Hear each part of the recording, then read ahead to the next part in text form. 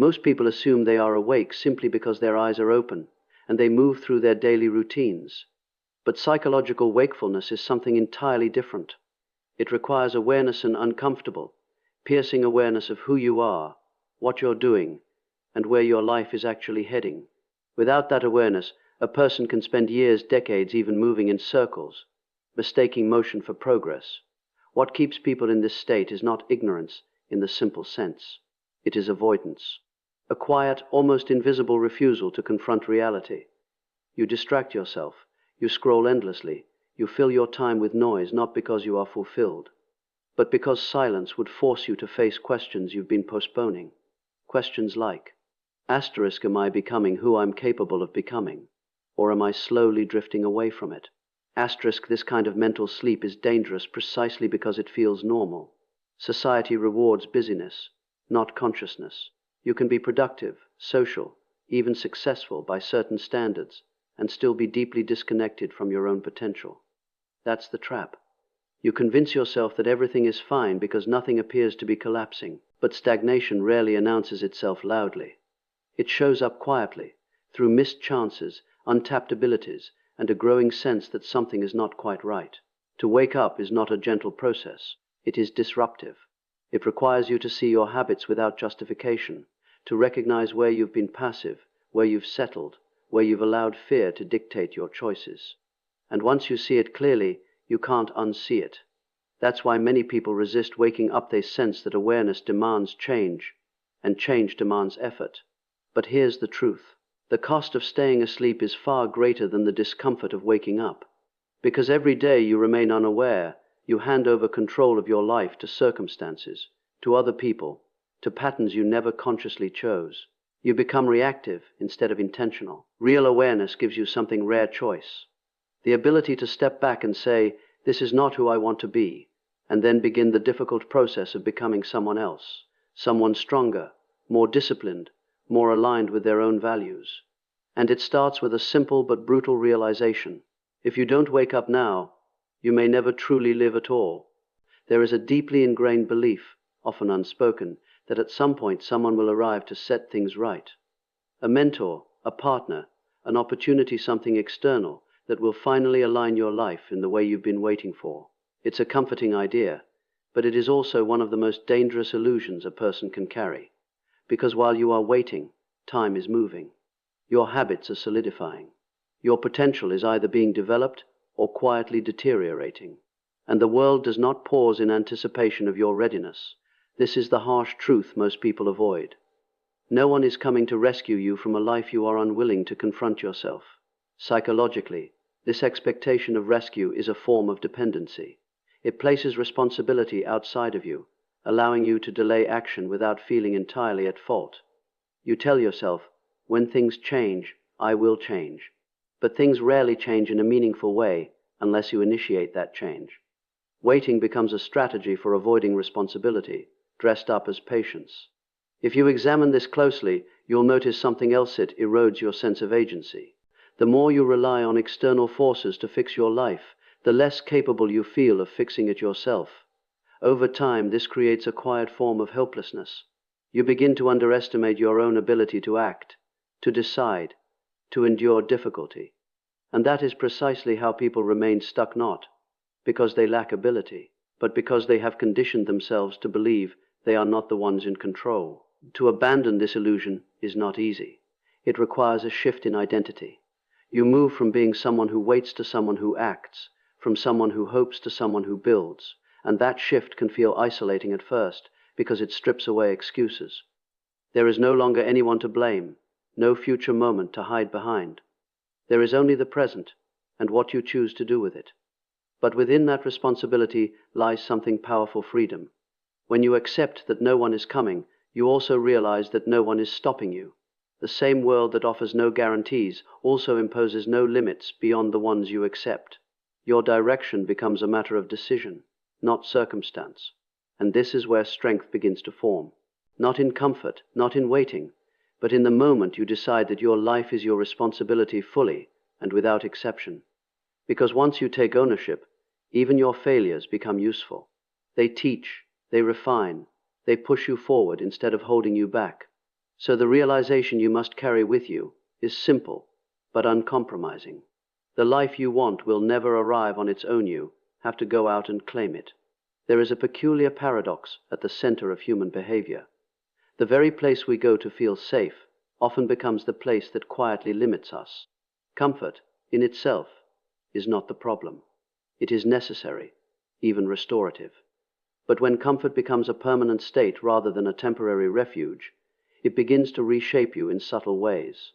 It lowers your tolerance for difficulty, weakens your capacity for effort, and gradually convinces you that where you are is where you should remain. Psychologically, the comfort zone is reinforced through repetition. The more you choose what is easy, the more your mind interprets ease as the correct path.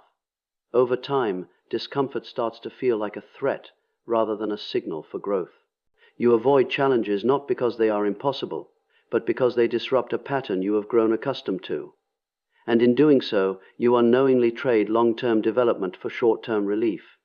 What makes this particularly dangerous is that the consequences are not immediate. Nothing dramatic happens when you avoid a difficult task, skip an opportunity, or choose convenience over effort. In fact, you often feel better in the moment. But that is precisely how the trap works. The cost is delayed. It accumulates quietly, showing up later as regret, as unrealized potential, as a sense that life has passed without you fully engaging with it. If you examine the lives of people who achieve meaningful growth, you'll notice a consistent pattern. They do not seek comfort as an end goal. They are willing to enter states of tension, uncertainty, and even failure, because they understand that these experiences are not obstacles, they are the mechanism of transformation. Growth requires friction. Without resistance, there is no development of strength, whether mental or physical. Yet the mind resists this idea. It prefers stability, predictability, and minimal effort. It will offer you endless justifications for staying where you are. This is enough. Now is not the right time. I'll try later. These thoughts are not neutral, they are protective, designed to keep you within familiar boundaries. But what protects you can also confine you. To step beyond comfort is to consciously interrupt this pattern. It means choosing the difficult conversation, the demanding task, the uncertain path, not because it guarantees success, but because it expands your capacity. Each time you do this, you redefine what is normal for you. What once felt uncomfortable becomes manageable, and what once felt impossible becomes achievable. This is how transformation occurs, not in a single dramatic moment, but through repeated acts of stepping beyond what feels safe. And if you understand this clearly, then you begin to see comfort for what it truly is. Not a place to live, but a place you must be willing to leave behind. There is a tendency to overvalue motivation, as if it were the driving force behind meaningful change. People wait for it, search for it, even depend on it. They assume that once they feel inspired, action will naturally follow.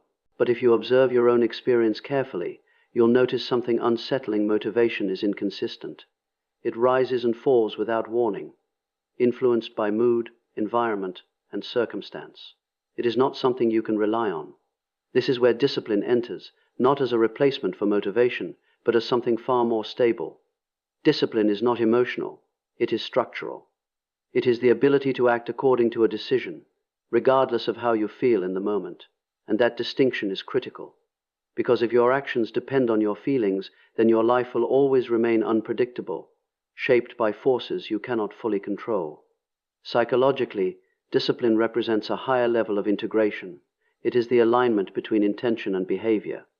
You decide what matters, and then you act in accordance with that decision even when it is inconvenient, even when it is uncomfortable. In that sense, discipline is a form of self-respect. It is a refusal to betray your own commitments simply because the moment feels difficult. What makes discipline challenging is precisely what makes it valuable. It requires you to confront resistance directly. There is always a part of you that seeks ease, that avoids effort, that looks for justification to delay. Discipline is the act of overriding that impulse not through force alone, but through clarity. You understand why something must be done, and that understanding becomes stronger than your temporary discomfort. Over time, something interesting begins to happen. The actions that once required effort start to become automatic. What was once difficult becomes routine. This is not because the task has changed, but because you have changed. Your threshold for discomfort has expanded. You no longer negotiate with yourself at every step, you simply do what needs to be done. And this is where discipline reveals its deeper function. It is not merely about productivity or achievement, it is about identity. Each disciplined action reinforces a particular version of yourself, someone who follows through, someone who can be trusted, someone who is capable of sustained effort. That identity, once formed, begins to influence every area of your life. Motivation may still appear, but it becomes secondary. You no longer wait for it. You act first, and motivation often follows as a byproduct of progress. This reverses the entire dynamic. Instead of asking, "Do I feel like doing this?" you ask, "Is this necessary?" And if the answer is yes, you proceed. This is the quiet power of discipline. It removes the uncertainty, the hesitation, the endless internal debate. It creates a path where there was once confusion.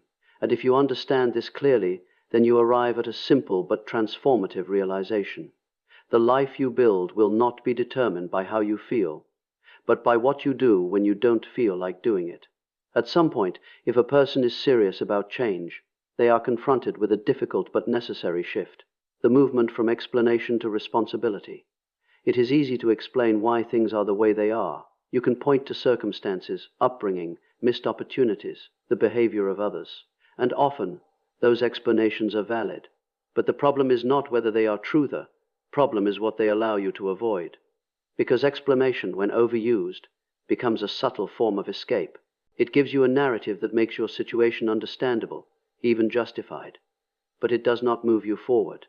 In fact, it can anchor you in place. You begin to identify with the story of what happened to you, rather than the possibility of what you can do next. Responsibility, on the other hand, is not concerned with fairness. It does not ask whether your situation is deserved. It asks a far more demanding question. Given where you are, what are you going to do about it? And that question shifts the entire structure of your thinking. It pulls your attention away from the past and directs it toward action. Psychologically, this is a turning point, because the moment you accept responsibility, you reclaim influence over your life. Even in situations where you cannot control the outcome, you can still control your response. And that response begins to shape new outcomes over time. It may be slow, it may be difficult, but it is real. What makes this challenging is that responsibility removes the comfort of blame. When something goes wrong, there is no immediate place to direct frustration outward. You are forced to examine your own decisions, your own patterns, your own role in the situation.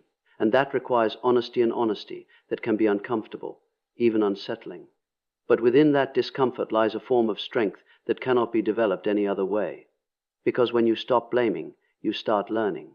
You begin to see connections between your actions and their consequences. You recognize patterns that were previously invisible. And with that awareness comes the ability to change those patterns deliberately. It is important to understand that taking responsibility does not mean condemning yourself. It is not about guilt or self-criticism. It is about ownership. It is the recognition that your life, in its current state and in its future direction, is something you have a role in shaping. That recognition is empowering, even if it feels heavy at first. Over time, this mindset transforms how you approach everything. Challenges are no longer obstacles imposed on you, they become problems to solve.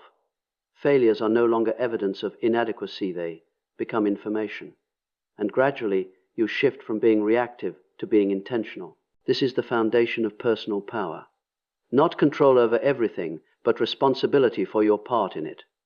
And once you truly accept that, you reach a point where excuses lose their meaning, because you finally understand that the direction of your life begins and ends with you. Once you arrive at this point of awareness, responsibility, discipline, the question is no longer whether you understand what must be done. The question becomes whether you are willing to live it, daily, consistently, without negotiation, because insight on its own changes nothing. It is only through repeated action that a life begins to transform.